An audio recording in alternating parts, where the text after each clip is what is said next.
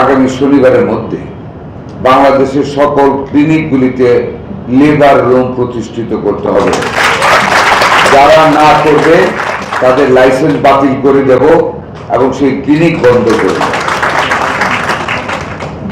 আজকে অফিসে গিয়ে আমরা আবার একটা মিটিং কল করব।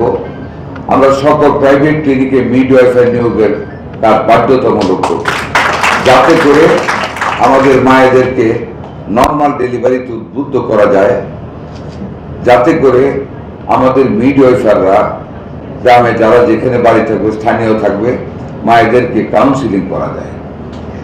আমাদের মায়েরা ভীতির কারণে, জীবন রক্ষার কারণে দালালদের কথা শুনে, এমন ভাবে ভয় দেখানো হয় এখানে কোনো অল্টারনেটিভ থাকে না, চিন্তা করা কোন রকম বিকল্প থাকে না। এর হাত থেকে এই জাতিকে আমাদের রক্ষা করতে হবে।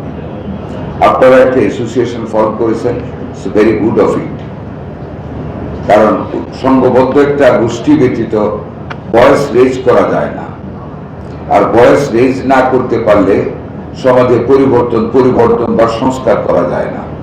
পরিবর্তন বা সংস্কার ব্যতীত এই পৃথিবীতে কোন রাষ্ট্র তার কাঙ্ক্ষিত লক্ষ্য বুঝতে পারে না। যেমন ধরুন, আজকে আমাদের মাননীয় প্রধানমন্ত্রী কত সংস্কার করতেছেন। একটা উদাহরণ দিই, হযরত খলিল জিবরান ওনার এনসাইক্লোপিডিয়াতে, আমি ইংলিশে বলবো না, বাংলায় বলি, একটা লেখা লিখেছে খুব সুন্দর, যে আমরা তো সবসময় নিতে আমরা হেঁটেই বোধ করি, আমরা শুধু নিতেই জানি, দিতে জানি না। তারপর দুটো হাতকে এইভাবে একত্রিত করে ছবি দিয়েছে বইয়ের মধ্যে, যে এই দুটো হাতের গ্যাপটা লাগিয়ে ফেলে, হ্যান্ডস অফ কোঅপারেশন, গিভিং করতে শিখেন, দেন, দিয়ে যান। 1 টাকা পারলেও দেন, 1 পয়সা পারলেও দেন, মুখে সাহায্য করতে পারলেও দেন। দেওয়ার মধ্যে যে আনন্দ, পরকালেও সে আনন্দ পাওয়া যায় দেওয়ার বিনিময়ে। গিভিং, জাকাত দেন, ফিতরা দেন, মানে দেওয়া।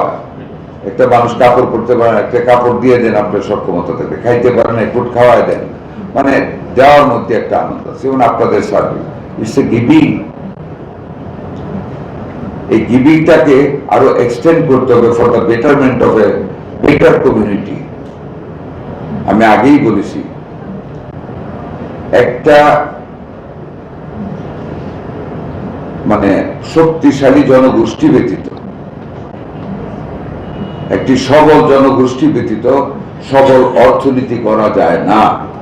সেইখানে কিন্তু মিডওয়াইফারদের সবচেয়ে বড় ভূমিকা পালন করতে হবে during the time of delivery, যাতে করে আর মায়েদেরকে ছুরির নিচে না যেতে হয়। আপনাদের সেই লক্ষ্যে আমরা আপনাদের ডানাকে অনেক প্রশস্ত করতে চাই। আমাদের মাননীয় প্রধানমন্ত্রী এই কনসেপ্ট নিয়েই এসেছেন।